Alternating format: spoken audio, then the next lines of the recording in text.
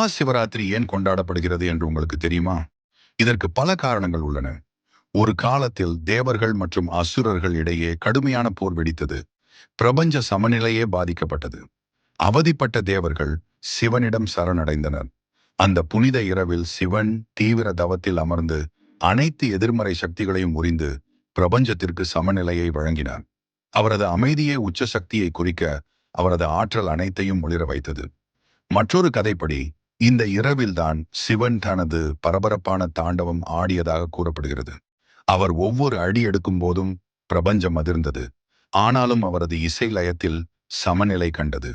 மலைகள் நடுங்கின, நதிகள் திசை மாறின, நட்சத்திரங்கள் மங்கின. ஆனால் அனைத்தும் அவரது தெய்வீக இயக்கத்தில் சமநிலைப்படுத்தப்பட்டன.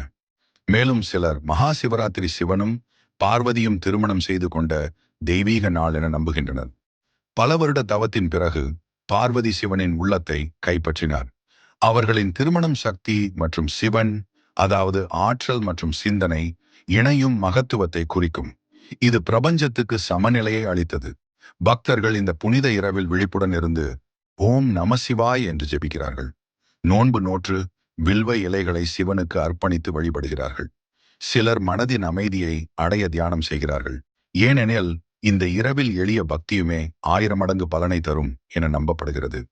கதிரவன் உதிக்கும் போது சிவனின் அருளால் ஞானம், அமைதி மற்றும் பாவ விமோசனம் கிடைக்கும் என பக்தர்கள் நம்புகிறார்கள். எனவே மகா சிவராத்திரி வெறும் பண்டிகை அல்ல, இது மாற்றத்திற்கும் பக்திக்கும் தெய்வீக ஆற்றலுக்கும் அடையாளமாக நிலைத்து நிற்கும். ஓம் நம சிவாய.